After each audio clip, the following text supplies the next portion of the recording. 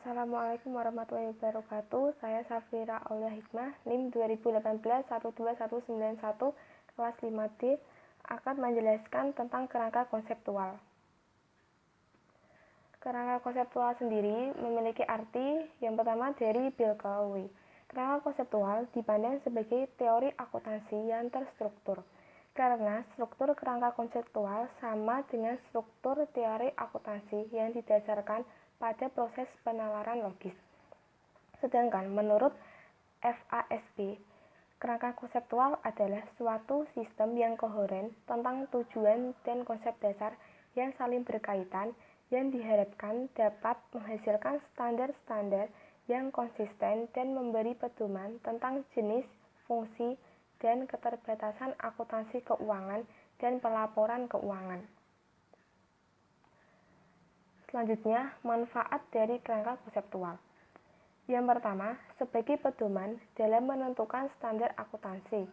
Yang kedua, sebagai kerangka referensi untuk memecahkan masalah akuntansi apabila standar yang sekarang ada tidak mengatur isu baru yang muncul. Yang ketiga, sebagai dasar membuat pertimbangan dalam menyajikan laporan keuangan. Yang keempat, meningkatkan daya banding dengan cara mengurangi berbagai alternatif metode akuntansi yang ada. Perumusan kerangka konseptual. Saya akan menjelaskan dari kerangka konseptual dari USE. Terdapat 3 level. Yang pertama, level pertama tujuan pelaporan keuangan. Tujuan dari pelaporan keuangan yang terdapat dalam SFAC nomor 1 dapat diringkas sebagai berikut.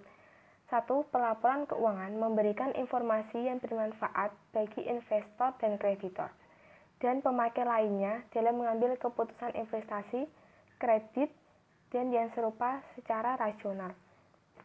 Yang kedua, pelaporan keuangan memberikan informasi untuk membantu investor, kreditor, dan pemakai lainnya dalam menilai jumlah, pengakuan, dan ketidakpastian tentang penerimaan kas bersih yang berkaitan dengan perusahaan. Yang ketiga, pelaporan keuangan memberikan informasi tentang sumber-sumber ekonomi perusahaan, klaim terhadap sumber-sumber tersebut.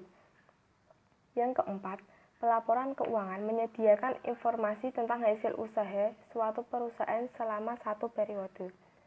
Yang kelima, pelaporan keuangan menyediakan informasi tentang bagaimana perusahaan memperoleh dan membelanjakan kas, tentang pinjaman dan pembayaran kembali pinjaman, tentang transaksi modal, termasuk dividen kas, dan distribusi lainnya terhadap sumber ekonomi perusahaan kepada pemilik, serta faktor-faktor lainnya yang memengaruhi likuiditas dan solvensi perusahaan.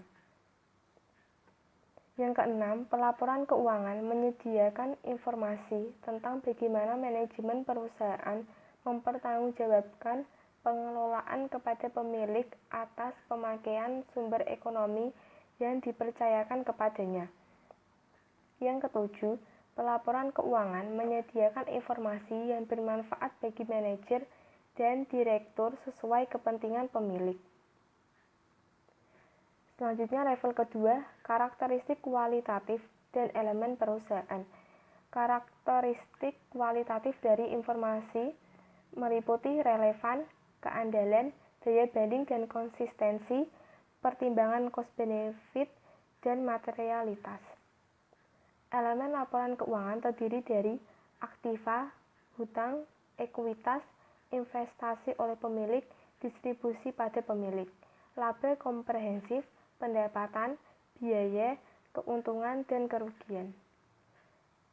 Yang ketiga, pengakuan dan pengukuran. Terdapat 5 dasar pengukuran yang dapat digunakan untuk menentukan nilai aktiva dan hutang.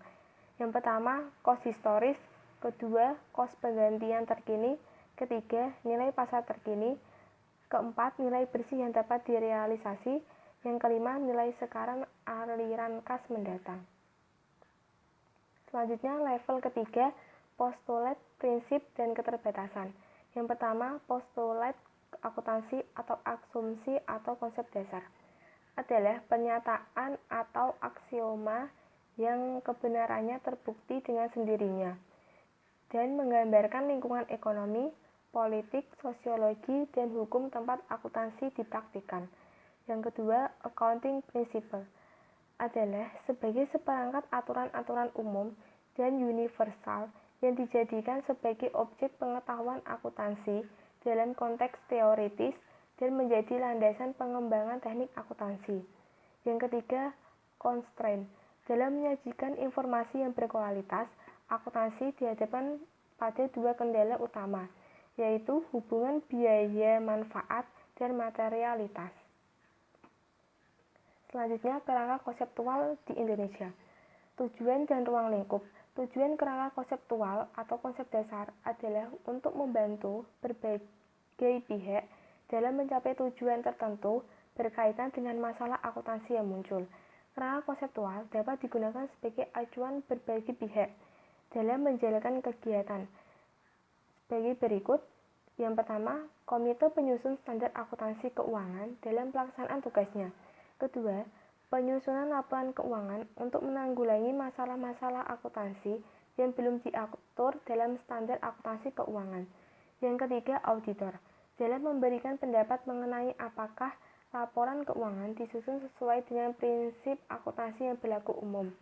Yang keempat, para pemakai laporan keuangan dalam menafsirkan informasi yang disajikan dalam laporan keuangan yang disusun sesuai dengan standar akuntansi keuangan. Kedua, tujuan dan pemakai laporan keuangan. Menurut IAI, tujuan laporan keuangan adalah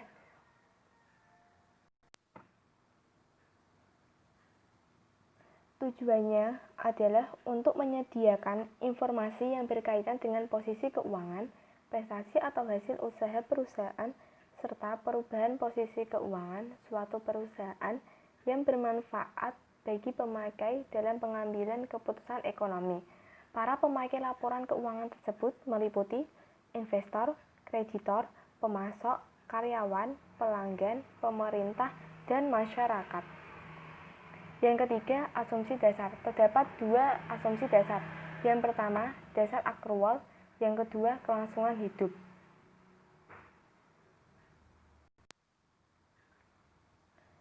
Yang keempat, karakteristik kualitatif dan kendala informasi. Karakteristik yang digunakan oleh IAI meliputi dapat dipahami, relevan, keandalan, dan daya banding. Yang kelima, elemen laporan keuangan. Berbeda dengan FASB, IAI hanya mengakui 5 elemen laporan keuangan, meliputi aktiva, kewajiban, ekuitas, penghasilan, dan beban. Yang keenam, pengakuan dan pengukuran.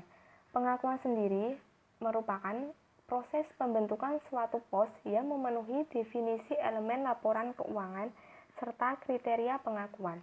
Sedangkan pengukuran adalah proses penentuan jumlah rupiah untuk mengakui dan memasukkan setiap elemen laporan keuangan ke dalam neraca atau laporan laba rugi. Berbagai dasar pengukuran yang digunakan adalah biaya historis, biaya terkini, nilai realisasi atau penyelesaian, dan nilai sekarang. Yang terakhir, kritik terhadap kerangka konseptual. Terdapat dua pendekatan yang digunakan. Yang pertama, pendekatan ilmiah. Yang kedua, pendekatan profesional. Sekian penjelasan dari saya. Wassalamualaikum warahmatullahi wabarakatuh.